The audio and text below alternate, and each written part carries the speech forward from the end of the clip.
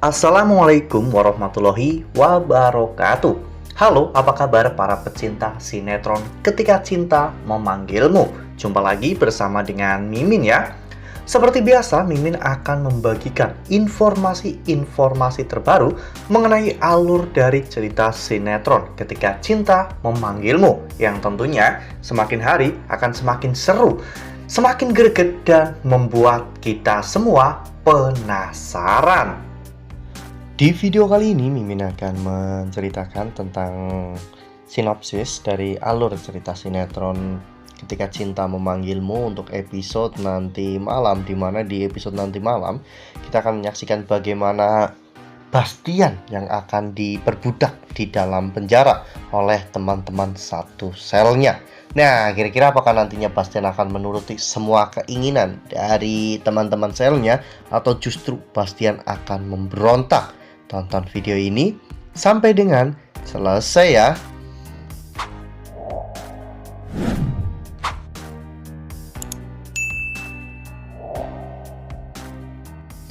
Ya, seperti yang telah kita ketahui bahwa saat ini memang Bastian Rahardian itu sedang di penjara ya kawan-kawan, setelah dirinya dilaporkan oleh Galang.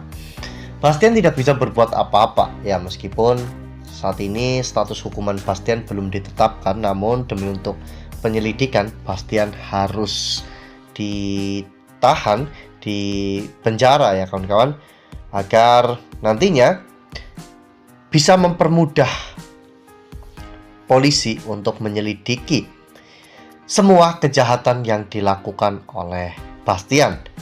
Dengan terpaksa, Bastian akhirnya tinggal di penjara ya kawan-kawan, meskipun pada saat itu hidup Bastian benar-benar sangat sulit karena di dalam penjara ternyata Bastian dianiaya oleh teman-teman satu selnya.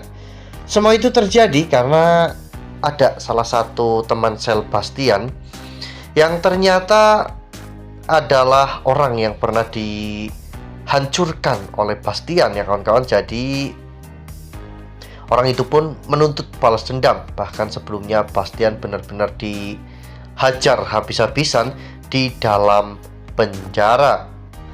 Nah, di episode nanti malam kita akan menyaksikan bagaimana Bastian benar-benar diperbudak di dalam sel ya kawan-kawan, dimana saat itu Bastian disuruh untuk ngepel dan juga menyapu lantai.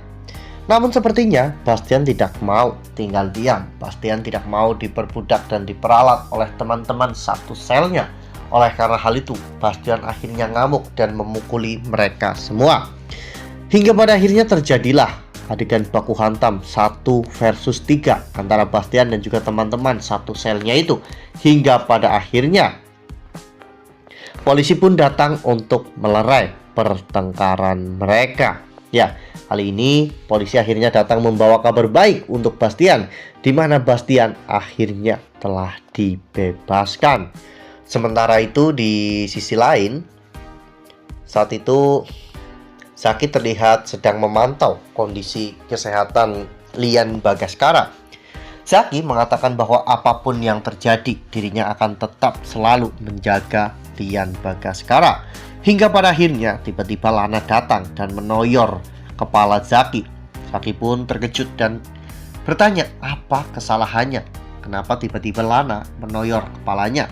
Lana mengatakan bahwa bukankah kamu yang telah mengurung 3 orang di kamar jenazah? Apakah itu bukan sebuah kesalahan?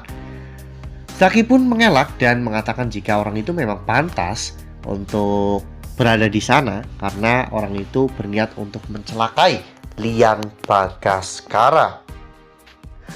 Nah, sebelum lanjut di video kali ini, Mimin sarankan agar teman-teman menekan tombol subscribe dan juga nyalakan lonceng notifikasinya, agar teman-teman semua tidak ketinggalan informasi-informasi terbaru dari alur cerita sinetron Ketika Cinta Memanggilmu. Setiap hari Mimin akan membagikan informasi-informasi penting dan juga terbaru dari sinetron Ketika Cinta Memanggilmu. Dan Mimin juga menyarankan agar teman-teman menonton video ini sampai dengan selesai agar tidak terjadi kesalahpahaman di antara kita. Ya, dulu Lian dan juga Bastian adalah rival yang sangat panas ya kawan-kawan. Mereka adalah rival abadi. Namun kini hidup mereka benar-benar hancur karena ulah dari Galang. Bastian jatuh miskin hingga pada akhirnya Bastian pun harus melakukan berbagai macam kejahatan hingga Bastian akhirnya menjadi buronan dan kini telah ditangkap oleh pihak kepolisian. Sementara Lian Bagaskara, orang yang dulu memungut Galang, mengajari Galang dan juga selalu mensupport Galang, ternyata juga dikhianati hingga pada akhirnya Lian saat ini juga terbaring koma di rumah sakit. Ini tentunya bukanlah sebuah hal yang mudah bagi Lian dan juga Bastian. Mereka dulu memiliki banyak harta yang bergelimpang, namun kini hidup mereka justru sangat tragis dan mengenaskan. Ya, namun setragis-tragisnya hidup Lian Bagaskara, Lian masih memiliki harta yang bisa diselamatkan. Berbanding balik dengan Bastian, Bastian justru benar-benar hancur karena tidak memiliki uang sepeser pun. Bahkan sisa tabungannya pun dikuras habis oleh Zora dan dibawa kabur ya kawan-kawan.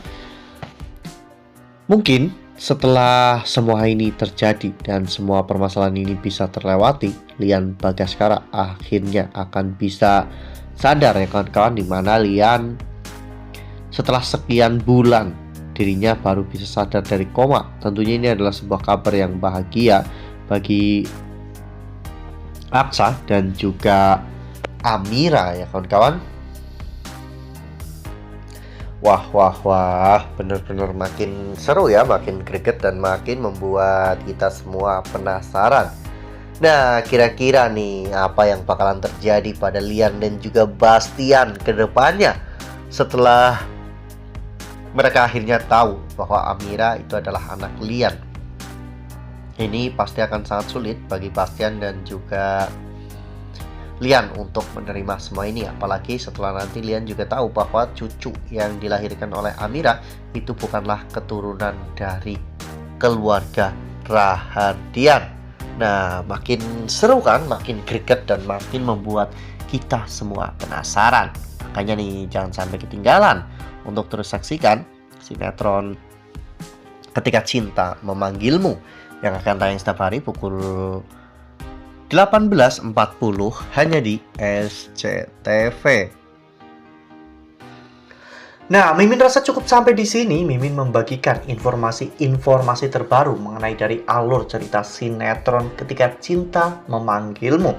Terima kasih juga untuk teman-teman semua yang telah menonton video ini sampai dengan selesai ya. Ambil sisi positifnya dan juga tinggalkan sisi negatifnya, karena cerita ini hanyalah fiktif belaka. Wassalamualaikum warahmatullahi wabarakatuh.